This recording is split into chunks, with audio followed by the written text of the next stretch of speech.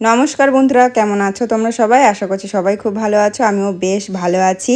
আমাকে তো অনেকেই কমেন্ট করছো যে দিদিভাই তোমার শ্বশুরবাড়ি যখন চলে এসেছো ব্লগ দাও বেশি করে। তো আমি সময়ের কারণে দিতেই পারছিলাম না, তো আমি করে রেখেছি ভিডিও, পরপর আসবে। তো এই যে দেখো, আজকে আমি সকালে ঘুম থেকে উঠে ফার্স্টে ফ্রেশ হয়ে নিলাম, তারপরে চলে এসেছি কাপড়গুলো সার্ফে দিতে। খুবই অল্প কাপড় হচ্ছে এখন, কারণ বাড়িতে এসেছি আর তোজসোনাকে সবাই ধরে ধরে টয়লেট তারপর বাথরুম করাচ্ছে, তো অত বেশি কাপড় হচ্ছে না, যার কারণে অল্প কাপড় বলছে ওয়াশিং মেশিনে দেওয়ার দরকার নেই, তো এগুলো শাশুড়িমা কাচতে যাবে। তো আমাকে বললো যে সার্ফে ভিজিয়ে রাখতে, তাহলে ভালো করে ছাড়বে, তো আমি সেটাই করছিলাম। আর অনেকগুলো মাছ এনেছে আর কি, পুকুরে মাছ ধরেছে, আমরা ভাগে যতগুলো পেয়েছি প্রায় অনেকগুলোই হবে। তো সেগুলো শাশুড়ি মা আর ছোটো দিদি মিলে কাটছিল, তো এখন মা আর কি ঠিকঠাক করে পরিষ্কার করে নিচ্ছে। আর এদিকে আমরা সবাই মিলে আর কি উঠোনে যেহেতু একে ওপরে কাজ করছিলাম আর কি, তো আর কি বসে বসে গল্পও করছিলাম আর একদিকে কাজও সারছিলাম। দেখতেই পাচ্ছ আর কি আমার কথাবার্তা দেখে যে কিছু না কিছু বলছি। তো এই যে দেখো ছোট দিদি আর কি ঠাকুরের বাসনপত্রগুলো ধুয়ে নিচ্ছে। আসলে এইগুলো ধূপ জল দিতে দিতে সন্ধ্যা দিতে দিতে একটু আঠা হয়ে যায়, তো সেই কারণে। তো আমি কাপড়গুলো সার্ফে দিয়ে চলে এসেছি, এখন মুড়ি খাবার বসাবো। তো সেই জন্য আমি আলুগুলো কেটে নিচ্ছি। এগুলো আমার শাশুড়ি মা আর কি ছুলেই রেখেছিল। হ্যাঁ, তো তারপরেই মাছ আর কি নিয়ে এসেছে, যার জন্য কাটতে পারিনি। তো আমাকে বললো যে আমি ছালগুলো ছুলে রেখেছি, এবারে জাস্ট কুচি কুচি করে কেটে নে।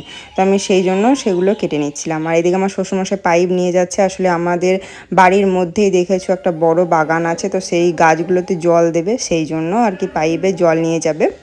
তো এই যে দেখো, আমি এখন রান্নাঘরে এসেছি মুড়ি খাবার বসাতে। আগে সকালে ঘুম থেকে উঠে আমার এটাই কাজ থেকে ফ্রেশ হয়ে চা খাওয়া দাওয়া করা, তারপরে হচ্ছে মুড়ি খাবার করা। কোয়ার্টারে থাকাকালীন দেখতেই পাও যে কতটা কাজ করতে হয়, কিন্তু বাড়ি এলে সেটা থাকে না। তো বিশ্রাম তো অবশ্যই হয়, শরীর রেস্ট পাই। আর হচ্ছে তোজো আর কি খেলতে থাকে। আর আমাদের বাড়ির মধ্যে যেহেতু অনেকটা জায়গা রয়েছে, যার কারণে তোজোকে আর কি ধরে রাখার কোনো চিন্তা নেই। দরজা লাগিয়ে দিলেও আর কি এদিক ওদিক খেলতে থাকে, ভয় থাকে না। কোয়ার্টারে যেমন কি বাদরের ভয়ে উঠোনে বেরোতে দিতেই পারি না, কিন্তু আর কি এখানে তো সেরকম কোনো ভয় নেই। বাড়িতে এতগুলো মানুষ রয়েছে, কেউ না কেউ দেখতেই থাকে সব সময়। তো যে দেখো, আমি এখন চা বসিয়ে নিচ্ছি। আমি তোমার দাদাভাই আর হচ্ছে বাবা খাবো আর কি। হ্যাঁ, তো আমার শ্বশুরমশাই একটু বেশিই চা খায়, যার কারণে বারে বারে আমাদেরকে করতে হয়। তো আমি আর তোমার দাদাভাই যেহেতু চা খাইনি, তো একসাথেই করে নিলাম। তোমার দাদাভাইও ঘুম থেকে উঠতে একটু লেট করেছে আর কি। তো এই যে দেখো, সকালের জন্য চা করে নিলাম। তো মুড়ি খাবার আমি বসিয়েছি, ওটাও হয়ে যাবে টাইমে। তো জোসনা ঘুম থেকে উঠবে, তার আগে আমার এসব হয়ে যাবে। এখানে এসে একটু সকাল সকালে ঘুম থেকে উঠছে, আর আমাদের ওই দিকের তুলনায় এদিকে গরম এত পরিমাণ, সকালে সঠিক টাইমেই কিন্তু উঠে যাওয়া হচ্ছে। তো এই ভিডিওতে আমি একটা কমেন্টে রিপ্লাই করি। আমি একটা শর্ট ভিডিও ছেড়েছিলাম, সেখানে আমার শাশুড়িমা আর কি মাথায় ঘোমটা নিয়েছিল আর আমি নিয়েছিলাম না। তো সেখানে একজন কমেন্ট করেছে যে শাশুড়িমা ঘোমটা নিয়ে রয়েছে আর বৌমা কী সব জামা কাপড় পরেছে। আচ্ছা, আমি তো ওখানে চুড়িদার পরেছিলাম, তো চুড়িদারটা কি খুবই খারাপ জামা কাপড় বলে তো আমার মনে হয় না। শাড়ির থেকেও চুড়িদার খুবই ভালো একটা জামা কাপড়ের মধ্যে পড়ে আমার মনে হয়, কারণ শাড়ি পরলেও আর কিছুটা বেরিয়ে থাকে আমাদের শরীরের অংশ, কিন্তু চুড়িদার পরলে কিন্তু সেটাও বেরিয়ে থাকে না।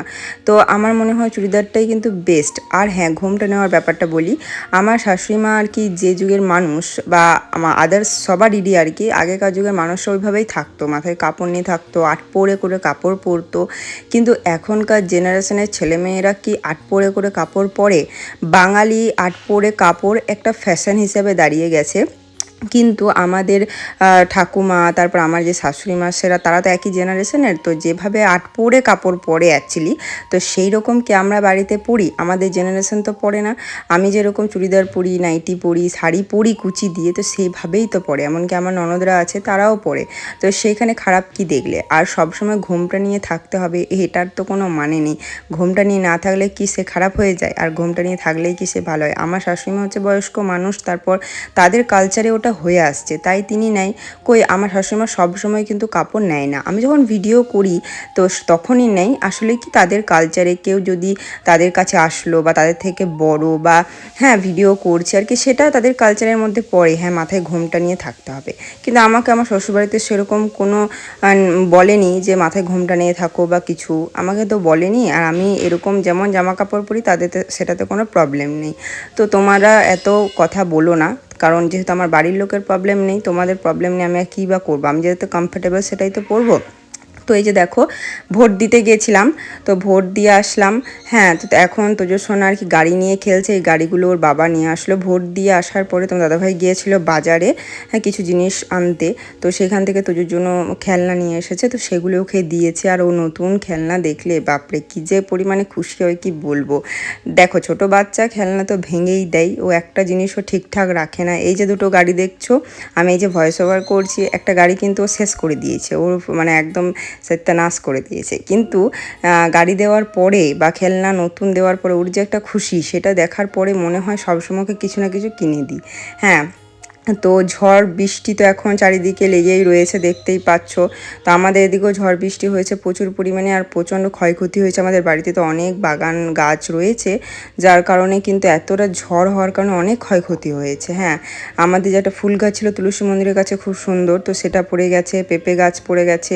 হ্যাঁ, অনেকটাই ক্ষয়ক্ষতি হয়েছে। তো সেগুলোই সমস্ত কিছু সবাই মিলে ঠিকঠাক করছিল। এদিকে যেহেতু বিকেল হয়ে গেছে, সকলকে চা দিয়ে দিচ্ছি। হ্যাঁ, তো এই চাটা খেয়ে দিয়ে একটা পার্সেল এসেছিলো, তোজো সোনার একটা গাড়ি অর্ডার দিয়েছিলাম, তো সেটাই নিয়ে আসলো বাবা ছেলে মিলে। এই যে দেখো, তো আমাকে অনেকে জিজ্ঞেস করেছে যে এটা কোথা থেকে নিয়েছো। এটা আমি অনলাইন থেকে নিয়েছি। আমার ডেসক্রিপশন বক্সে এই প্রোডাক্টের লিঙ্কটা আমি দিয়ে দেবো, ঠিক আছে? তো তোমরা চাইলে গিয়ে সেখানে মানে কিনে নিতে পারো। হ্যাঁ, খুবই সুন্দর, এটা ছোট বাচ্চাদের জন্য। আসলে আমরা যখন কোয়ার্টারে ছিলাম, একটা ছেলের একটা গাড়ি ছিল এরকম, তো তোজো বায়না করছিল সে গাড়িতে চড়ার জন্য। আর অনেকগুলো যেহেতু বাচ্চা ছিল একসাথে, ও নিয়ে ঝামেলা করছিল একটা গাড়িকে। তো আমরা ভেবেছিলাম যেহেতু আর 4-5 দিন রয়েছি কোয়ার্টারে, গাড়িটা কিনবো না, বাড়ি গিয়ে একবারই কিনবো। তো বাড়ি এসে কিনেছি, তবে এটা একটু আলাদা।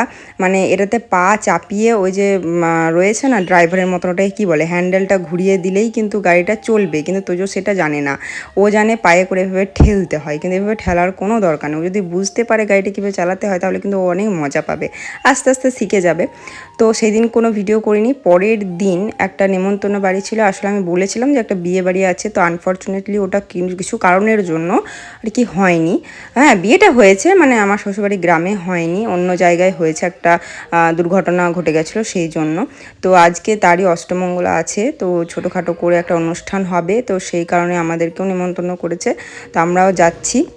তো আমি এই যে এখন রেডি হচ্ছি, আর তোমার দাদাভাই রেডি হয়ে গেছে অলরেডি। তো ও আগে যাবে, কারণ হচ্ছে সবাই মিলে একটু হাতে লেগে লেগে কাজ করবে আর কি, যার কারণে আগে বেরিয়ে যাবে। আর আমি এদিকে রেডি হচ্ছিলাম। তো এই যে দেখো একটা মন্দির আছে আর কি, তো সেইখানেই খাওয়া দাওয়ার আয়োজন করা হয়েছে, প্যান্ডেল। তো এইখানে আমরা চলে এসেছি, আর আমার ননদ আমি একসাথেই বসেছি। আমার শাশুড়ি মা শ্বশুর আর কি বাড়িতে রয়েছে, আমার শ্বশুরমশাই খেয়ে নিয়েছে, তোজোকে ধরে আছে। তোজোকে একজন মিলে সামলাতেই পারে না, তাই দুইজন বাড়িতে আছে, আমি আর ছোটো ননদ খেয়ে যাব, তারপর আমার শাশুড়ি মা আসবে আর কি।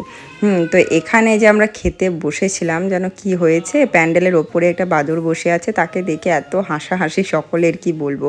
আর এখানে তোমার দাদাভাই যেহেতু ছিল, আমার খুব সুবিধেই হয়েছে, একটু ভিডিও করে দিয়েছে ও। হ্যাঁ, কারণ এই যে এখানে আমি কাকে বলবো যে আমাকে একটু ভিডিও করে দাও, ভিডিও করে দাও, তো ও ছিল, একটু সুবিধেই হয়েছিল, ভিডিও করে দিয়েছিল আমাকে। এছাড়াও আরও অনেকের কোয়েশ্চেন রয়েছে, যেমন ছোটো ননদের বিয়ে হয়েছে কিনা, বা এখানে কেন আছে, তো সমস্ত কিছু তোমাদেরকে কিন্তু আমি পরে অবশ্যই বলবো। তো আজকের ভিডিওটা আমি এখানে শেষ করছি। ভিডিওটা কেমন লাগলো অবশ্যই আমাকে কমেন্ট করে জানাবে, আর তোমাদের যা যা মনে কোয়েশ্চেন আছে আমাকে কিন্তু বলতে পারো, আমি যেহেতু বাড়িতে আছি তোমাদেরকে সব বলতে পারবো।